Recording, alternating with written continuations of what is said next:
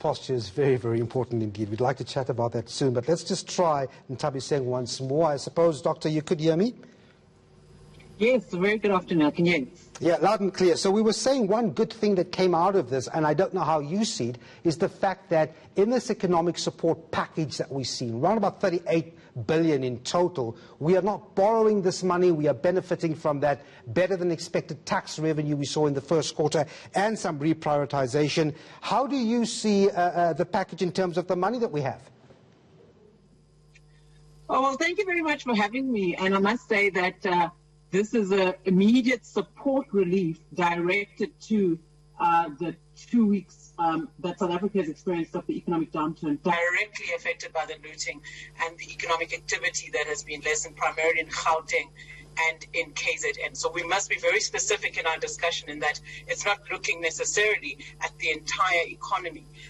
But I think very positive to see that 36.2 billion of support is being directed to the plant. We know that the numbers are estimated at 48 billion in terms of total impact. But also I think what is key is that the Sasria support in the balance sheet of Sasria to the tune of 15 billion is receiving additional support from the balance sheet of Treasury so that they can meet their obligations. I think the other key aspect that we need to look at is that there is no additional debt that is going to be added to the current South African debt to GDP ratio. It's simply additional revenue that has been collected, as you say, the surplus or the upside from the first quarter in terms of revenue collection, primarily from improved terms of trade, the Minister of Finance said. So I think that we must understand that there is no real new economic restructuring on the overall economy. This is simply an immediate relief to direct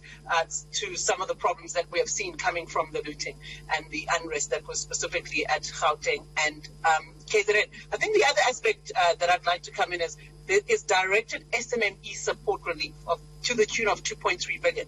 Where is this money coming from? What we have heard today is that the large proportion of that is going to be reprioritization of the existing budget. So DSD, which is the Department of Small Business Development, will come up with, I think, the number of 7 million to support this, and then the DTIC is going to come in with an additional 2 billion approximate, sub 700 million, which is going to be reprioritized, and an additional 1.3 requested from National Treasury, which Treasury will likely support. So this total 2.3 billion of small business support, if you don't mind, while you're on that point, if I could just come in on, because I think it's very significant, if you can hear me, 2.3 billion rand, as you say, to those SME and small businesses. And yes, it does come from those two departments, the small business and the DTI.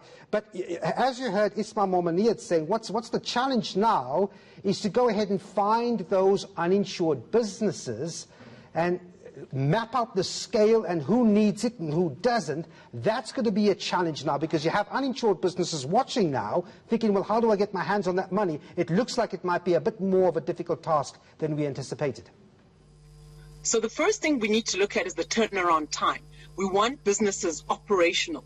We want businesses to generate revenue. Why? So they can employ people, but secondly, so that SARS can actually take the VAT, but also generate the PAYE and the other additional company or corporate income taxes that are actually collected to help the fiscal framework. So what is important is the turnaround time. So what DTIC and DSD and the support structures, I think primarily CIFA is the agency that's going to help the Department of Small Business Development.